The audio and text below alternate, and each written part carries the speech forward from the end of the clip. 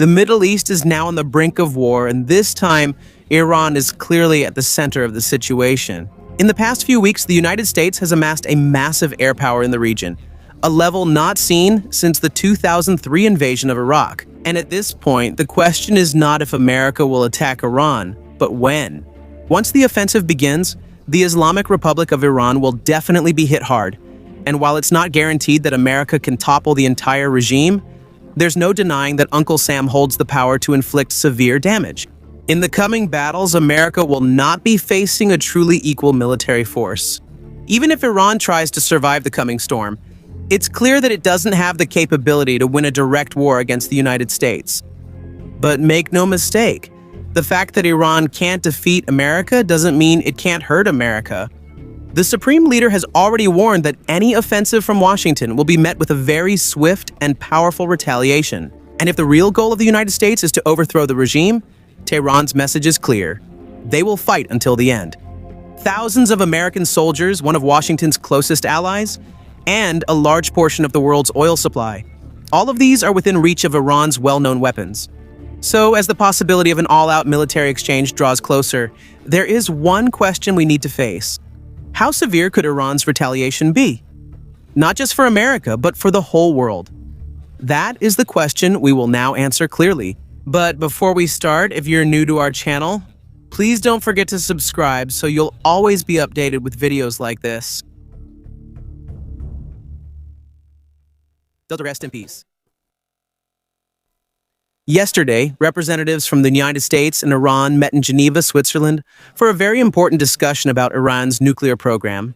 This is the third time the two countries have met this past week to try to reach an agreement. In the previous sessions, Iran offered new concessions regarding their nuclear program, and the president of Iran said that there is a possibility of making progress. Here on our channel, we are used to how quickly situations of tension around the world can escalate or subside. That's why at this crucial point, up to the time this script was written, there is still a possibility that the crisis in the Middle East can be resolved through diplomatic means. But that doesn't mean this is the most likely outcome. On the contrary, based on everything we're seeing, it almost seems inevitable that the United States will take action against Iran. And you're asking why? First, because of the massive deployment of American military power in the region. This includes large aircraft carriers, dozens of advanced fighter jets, and other major defense hardware, the biggest since 2003. Second, because of reports saying that even if the possible offensive is limited, there is a high chance it will happen, and there is a large-scale operation ready if Iran does not back down after the first strike. Third, because of statements from officials where the United States insists on changing Iran's program and including issues like ballistic missiles and other matters that Tehran does not accept. A lot of news followed the Geneva meeting. Iran called some of the statements by United States President Donald Trump big lies and criticized the tension and propaganda before the talks. The whole situation is really not completely clear. An agreement can be reached if diplomacy is given priority. But there is still a big threat of war if the sides do not come to terms. 6 of the estimated 9 available E-3 early warning and control aircraft from the United States have already been deployed in the region. Also included are 3 high-capability rivet joint surveillance jets, a U-2 spy plane that will serve as a communication bridge, and even a mysterious aircraft that has a connection to the elite American Special Operations Forces. All of them are quietly moving toward the Middle East. Or maybe it's not that quiet anymore. And this isn't simply a matter of not wanting to waste what's already been spent, so they're just going to go through with it. The United States has already invested billions of dollars just to build this kind of force, even before the first bomb has fallen. But the clearer indication is how close the possibility of an attack is. The truth is, the positions of America and Iran are still very far apart, with Iran insisting that the talks should focus only on their nuclear program. They don't want to talk about their ballistic missile arsenal, the treatment of protesters after the series of violent incidents earlier in January, or other issues that Washington insists need to be resolved. However, the United States' demands are clear. Iran must completely give up its nuclear ambitions and abandon even the possibility of a civil nuclear program. Even though there are reports that Iran is offering new compromises, they are still far from what America expects. And for now, it seems that both sides are still far from reaching an agreement. President Trump's special envoy, Stephen Witkoff, told Fox News the president is reportedly questioning why Iran hasn't surrendered. In other words, under this kind of pressure with so much sea power and naval power deployed, why don't they just come forward and say, we don't want nuclear weapons. This is what we can offer. But for Iran, the leadership has the opposite view. Their foreign minister, Abbas Araghchi, gave a direct response to that statement. They wonder why we don't surrender, because we are Iranian. And this is where the deeper issue comes in. Iran and America's strategic risk calculus differ greatly. They have different definitions of success, failure, risk, and reward. For Washington, this kind of military buildup should be enough to force Iran to raise the white flag. America doesn't need to use its weapons for Tehran to understand how extensive the damage would be if it chooses to do that. From America's perspective, the Ayatollahs grinning back, challenging America to try them, seems like a kind of extreme madness. But for Iran, the calculation is very different. For almost 50 years, the country has been shaped by the idea of sacrifice for the state and the concept of martyrdom, and in the belief that the very existence of the Islamic Republic is a firm resistance to the Western world order. For Iran, it doesn't need to defeat America to claim victory. In the worldview of the Ayatollahs, it's enough to survive even if the supreme leader or his closest allies don't personally live on after a war. And as explained by Iran expert Daniel Citrinowicz, it's unlikely that Iran would be forced to surrender by military escalation. On the contrary, in Tehran, external threats often further strengthen the internal unity of the regime and reinforce their long-standing narrative of resistance. Washington and Tehran not only have different perspectives, they also have different languages, diplomatic approaches, strategic language, and even different definitions of success and failure. Simply put, anyone would prefer to end this with a peaceful agreement rather than having more civilians caught in the middle of the conflict. But for now, the possibility of the opposite is greater in Tehran. Whether America starts with a limited strike to force Iran to comply or suddenly goes straight into a full-scale military campaign, one thing seems clear. The bombs are really about to fall, and whatever form America's attack takes, it will automatically mean an Iranian military response. And here we need to clarify an important point. When the United States attacks, it's not a question of whether Iran will respond or not. When the United States attacks, Iran will retaliate. The real questions are when, how, and where. Some may say that Tehran's statements in recent weeks are just threats, but it's harder to ignore Iran's deeper strategic calculus. Because for them, retaliation is not just part of a military plan, it's part of their identity as a state. In a direct confrontation against a world power, Iran really has only one weapon: retaliation.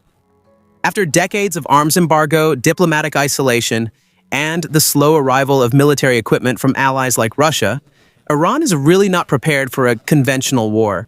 Their navy is weak, their air force is limited, and their ground forces are more focused on internal security rather than large-scale operations outside the country. This means that if America or other enemies choose to attack Iran from the air and sea, it has almost nothing to counter them. It's like a target just waiting to be hit. But instead of trying to catch up with the military gap, Iran chose a different strategy. They didn't compete in the number of aircraft carriers or fighter jets. Instead, they invested heavily in retaliatory capabilities: ballistic missiles, cruise missiles, one-way attack drones, and above all, the Strait of Hormuz. A narrow but extremely important shipping lane where, believe it or not, a large portion of the world's oil and natural gas supply passes through, and it runs right along the coast of Iran. In other words, the tyrant's message to the world is clear. Attack us and we will make sure all of you suffer, even if in the end we lose.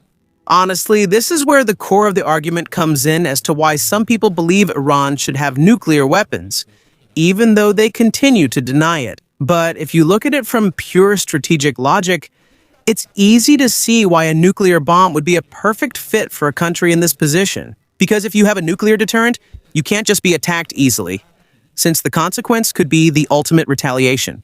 And even in a nuclear confrontation, there are recent examples that show how important it is for Iran to prove to the world that it can retaliate. Because for Tehran, the ability to retaliate is not just a tactic, it's the foundation of their survival strategy. In 2025, when the United States launched Operation Midnight Hammer and struck several Iranian nuclear facilities, Tehran sent a clear message. They didn't want a wider war, but even so, they still retaliated. Iran chose its target, the United States, run Al Udeid Air Base in Qatar. And several hours before the actual attack, they gave a warning to both Qatar and the United States that they would launch a missile barrage against the base. The United States had enough time to move their important personnel to a safe position. Qatar also had time to close its airspace and to encourage neighboring countries to do the same. Most of Iran's missiles were intercepted. And remember, this happened at a time when a large part of Iran's air defense and missile launch capability had already been destroyed. They didn't have extra missiles to waste, and they knew they couldn't inflict serious damage on America. However, they still chose to retaliate, and why? Because even though Iran is trying to de-escalate tensions, it is very important for them to show their capability and willingness to strike back. Now, this is a different matter, and it's still unclear what exact approach America will take if it attacks Iran. It could start with a limited strike that causes minimal damage, which might also result in a toothless retaliation. But for now, it seems that both sides believe the situation is more serious compared to 2025. And Tehran's perspective is really clear. They believe that the United States is heading towards a regime change operation. And this is where everything becomes more dangerous. Because when a regime believes that it's not just being attacked, but that its very existence is being threatened, the level of response will change. One thing is definitely clear: if Iran is hit, it will retaliate. And if Tehran feels that their very existence as a state is being targeted, their response will match the level of the threat. So for now, this is what we're really going to talk about. What are Iran's options? What weapons can Tehran use to retaliate? Which of these will they choose depending on the type of attack? And where will they strike? The weapon. If there is one weapon considered the most important in Iran's modern arsenal, it is the ballistic missile. According to the United States Office of the Director of National Intelligence, Iran holds the largest stockpile of ballistic missiles in the entire Middle East. These are not just one type of missile, but various kinds of short and medium-range systems that can reach up to 2,000 kilometers or even more. And while Iran seems to limit itself to a 2,000-kilometer range, there's a clear reason for that. At that distance, Israel is definitely within reach. Ballistic missiles are not ordinary projectiles. It rises to the highest point in a parabolic arc that almost touches the edge of space before falling down toward the target at speeds many times faster than sound. When it's approaching, it's like thunder falling from the sky. It's hard to intercept, can cause massive damage, and most importantly, they're not stockpiled in one place. They spread out their missiles so they can't be targeted all at once. They have at least 5 so-called missile cities, underground complexes built to hide and protect their arsenal.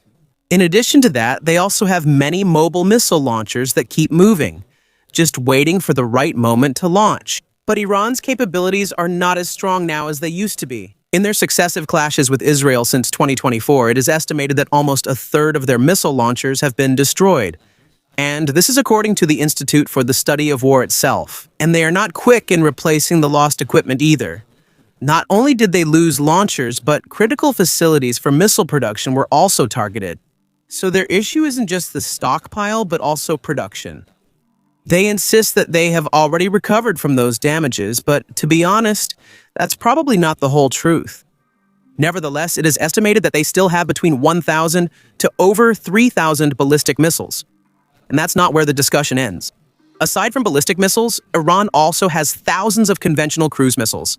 Some of them even have a range of up to 3,000 kilometers. They are slower compared to ballistic missiles, but they are more maneuverable.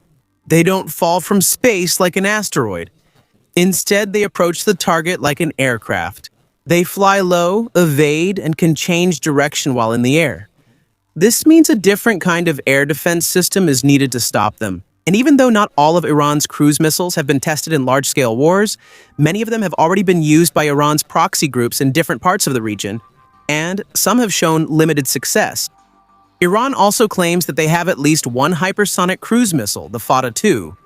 There is still no clear proof this has been used in combat, and many doubt this weapon is widely available. This is where the discussion gets more complicated, because some of their heavier cruise missiles, like the old Soviet-era Koch-55, come with other problems. One problem could expand the scope of any possible retaliation by Iran.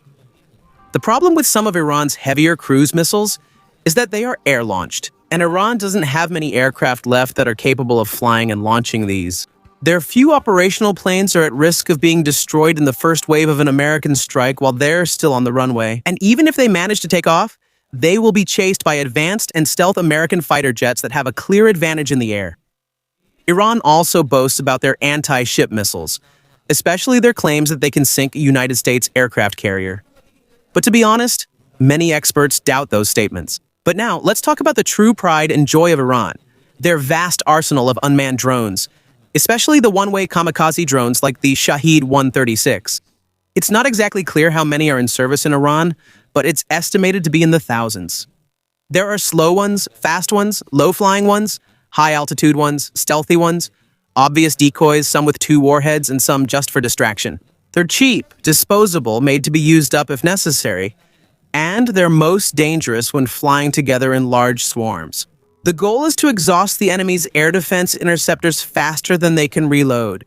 In Iran's ideal scenario, the enemy's interceptors would be fully depleted, and while the defense is busy intercepting hundreds of drones, more dangerous ballistic or cruise missiles might slip through and hit targets that would have otherwise been protected. In addition, Iran also has a limited but growing arsenal of sea drones, unmanned surface vessels similar to those used by Ukraine against Russia in the Black Sea. They can operate alone as a swarm or together with fast attack boats, aerial drones, and missiles. And when they get close, they can tear through a ship's hull at the waterline or even below the surface. Iran's arsenal also includes its regional proxy network, a vast network of allied groups across the Middle East that rely on Iran for their existence, and they are ready to defend Tehran in case a full-scale conflict breaks out.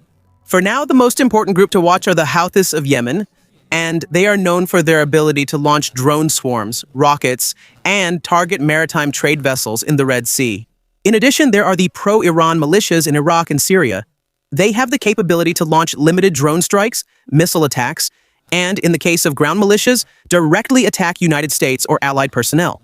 Other groups like Hamas in Gaza and Hezbollah in Lebanon have suffered greatly from Israel in recent years. For now, their capacity is limited, but they could become active again at the right opportunity. And Iran has another advantage, and that is time. Despite statements from Washington, there are 3 things that Tehran almost certainly knows about America's real situation. America does not want a long conflict. Donald Trump and his allies are looking for quick, high-impact military action, a fight that is short but intense. America's ongoing deployment is very expensive. And more than the cost of deployment, there is the possibility of withdrawing all the troops and then sending them back again in the future. Trump also faces intense political pressure domestically. He campaigned against wars, promising to end American regime change operations abroad. He is currently facing the Epstein scandal and now preparing for what looks like a tough midterm election in November. Because of this, Iran might calculate that if they choose to wait, continue threatening retaliation, and prolong the United States at the negotiating table, there may come a time when it is no longer justifiable for the United States to continue the deployment, or the political climate in Washington might change and Trump may choose to bring the troops home. Now, before we continue, we need to clarify 2 recent reports about Russian weapons that have been sent to Iran. These include the first of an expected 500 shoulder-fired missiles and several Mi-28 attack helicopters. Shoulder-fired missiles can pose a threat to low-flying United States warplanes, helicopters, and drones. But these are not weapons that can be used for significant retaliation against America. These can only attempt to destroy the aerial assets the United States has already deployed to the combat zone. And remember, it's not yet confirmed that these have been sent to Iran, even in the first shipment. The same goes for the Russian helicopters. Although the short-range cruise missiles can be launched, they won't be useful for a large-scale retaliation against the United States across the entire region. And of course, Russia's late-stage support for Iran is important for other reasons. However, regarding immediate Iranian action, this isn't very relevant. The targets. As important as the weapons Iran holds are the targets they will strike. And here, we need to clarify something for Americans who might be watching from United States soil. No matter what weapons Iran holds, they do not have the capability to attack the United States or even Europe through conventional military means. They have the potential to launch a cyber attack against United States targets, and they can also use agents for asymmetric operations, such as targeted assassination, sabotage, or other hybrid attacks on United States soil. But simply put, there is no world where Iranian ballistic missiles rain down on New York or Los Angeles. We can talk about their willingness to do that all day, but the truth is they don't have the weapons to make it happen. Instead, any Iranian retaliation will focus on the surrounding region. And we can divide the potential targets into 3 main categories: American military assets and personnel, the country of Israel and the countries in the Persian Gulf. Let's start with the Gulf states. Because of the massive deployment of the United States air defense system and the widespread fear that has erupted in several oil-rich Gulf capitals in recent weeks, it seems that both sides believe the Gulf states will be targets of potential attacks. Countries like Saudi Arabia and the United Arab Emirates are trying to show Iran that they will not join in any United States attack. They will not help in any American military action and will not interfere in the conflict unless they need to protect themselves. But that doesn't mean Iran will listen, because the Gulf state is home to a lot of oil. And that oil is very important to the world and very vulnerable to attack. Oil fields, terminals, and other critical energy infrastructure are not protected by the same air defense systems as other military targets. And Iran knows this. For example, in 2019, the Yemen Houthis launched several drones against the Saudi Aramco processing facility in Saudi Arabia. And as a result, there were many critical hits. A delay of almost 6 million barrels of oil per day and destabilization in global markets. That attack in 2019 was actually quite small and lacking compared to what Iran can do with its current arsenal. And in essence, the threat of this kind of retaliation could hold the global economy hostage. And similarly, Iran could also target the Strait of Hormuz, either as an alternative to attacking the Gulf states or as a simultaneous operation. This strait is within the range of almost all of Iran's military hardware. And even if Iran doesn't win in a head-to-head naval battle against the United States carrier strike group positioned near the coast of Oman, they don't need to win.